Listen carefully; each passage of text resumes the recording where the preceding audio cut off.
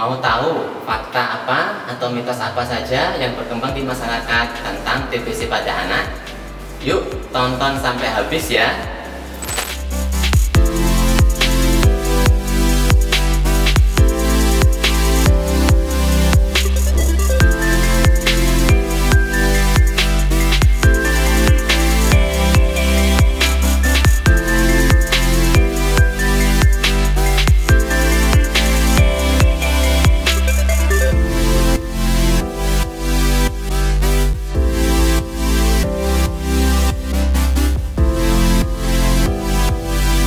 Halo sahabat ID, cabang Jember, saya Dr. Ali, dokter spesialis anak. Ada beberapa mitos yang berkembang di masyarakat terkait TBC pada anak. Kira-kira apa saja ya? Yuk, ikuti penjelasan berikut ini. Mitos yang pertama, TBC anak adalah penyakit turunan. Banyak di masyarakat berkembang bahwa tidak mungkin seorang anak itu mengalami penyakit TBC jika di keluarganya tidak ada yang kena TBC. Karena masyarakat beranggapan bahwa TBC adalah penyakit turunan. Faktanya, TBC adalah penyakit infeksi yang disebabkan oleh bakteri Mycobacterium tuberculosis. Bakteri ini ditularkan melalui droplet atau percikan ketika batuk maupun bicara. Bakteri ini menular dari seorang penderita TBC kepada orang di sekitarnya, sehingga anak akan mengalami TBC karena tertular dari orang di sekitarnya. Jadi kesimpulannya, TBC pada anak bukanlah penyakit turunan, tapi penyakit yang bisa ditularkan dari orang di sekitar anak tersebut. Mitos yang kedua, TBC anak hanya menyerang paru-paru. Banyak orang beranggapan bahwa TBC pada anak hanya menyerang paru-paru. Tapi faktanya, TBC pada anak itu bisa menyerang banyak organ. Memang kejadian yang paling sering adalah TBC paru. Namun, ternyata tidak hanya di paru saja. TBC pada anak juga bisa mengenai kelenjar, namanya TBC kelenjar. Menyerang otak, namanya TBC otak. Menyerang tulang, namanya TBC tulang. Kemudian bisa juga terjadi TBC di selaput jantung, dan lain-lain. Jadi, kesimpulannya, TBC pada anak tidak hanya menyerang paru-paru. Mitos yang ketiga, gejala TBC anak adalah batuk darah.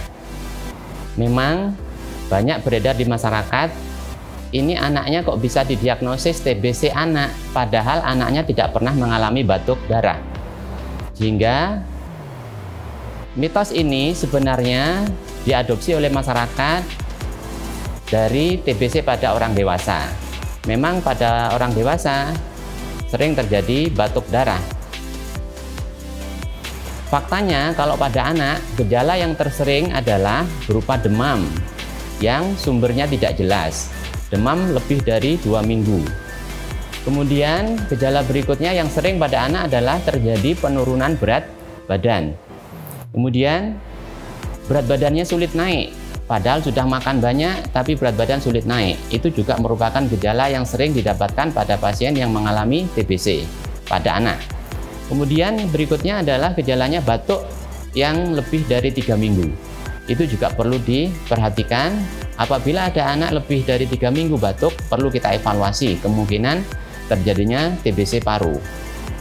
Kemudian gejala yang sering juga pada anak adalah terjadinya pembesaran kelenjar getah bening. Biasanya yang paling sering sekitar leher, bawah dagu, ketiak maupun selangkangan. Jadi kesimpulannya, batuk darah bukanlah gejala utama TBC pada anak. Mitos yang keempat, TBC pada anak tidak bisa disembuhkan. Seringkali orang tua ketika diberitahu anaknya mengalami TBC itu merasa down.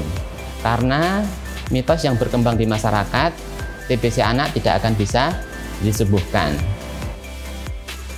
Faktanya, TBC pada anak dapat diobati. Ada obat anti TBC yang dapat membasmi bakteri Mycobacterium tuberculosis yang menyebabkan TBC.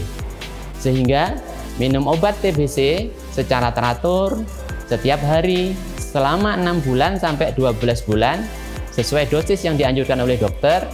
Kemudian disertai dengan makan yang bergizi, minum yang bergizi, itu insya Allah akan bisa menyembuhkan penyakit TBC pada anak. Jadi Bapak Ibu apabila didiagnosis TBC pada putra-putrinya tidak perlu khawatir, karena TBC pada anak bisa disembuhkan dengan pengobatan teratur dengan dosis yang tepat sesuai anjuran dokter. Mitos yang kelima, TBC pada anak tidak bisa dicegah. Banyak beredar mitos maupun isu di masyarakat bahwa seorang anak tidak bisa dicegah untuk bisa mengalami penyakit TBC. Mereka pasrah saja, waktunya kena ya kena, dok. Ternyata faktanya apakah begitu? Tidak. Faktanya ada imunisasi yang bisa untuk mencegah penyakit TBC pada anak. Apa namanya imunisasi itu? Itu adalah imunisasi BCG, Bacillus Calmette-Guerin. Imunisasi BCG ini dilakukan saat bayi berumur 1-2 bulan. Imunisasi bisa dilakukan di puskesmas atau di posyandu yang terdekat dengan rumah warga sesuai dengan jadwal yang ada di puskesmas ataupun di posyandu tersebut. Imunisasi BCG itu bermanfaat untuk mencegah penyakit TBC pada anak, terutama TBC yang berat. Sehingga TBC pada anak adalah penyakit yang bisa dicegah, preventable, yaitu dengan melakukan imunisasi BCG. Oke, demikian sahabat ID Jember penjelasan saya tentang TBC pada anak. Selanjutnya kita mau membahas topik apa lagi ya di channel YouTube ID Jember Official. Yuk tulis saran, masukan di kolom komentar di bawah ini. Terima kasih sudah menonton. Jangan lupa like, subscribe, dan aktifkan notifikasi pada video ini ya, agar kamu menjadi yang pertama mengetahui video kita selanjutnya. Sampai jumpa. Masyarakat sehat, masyarakat sejahtera.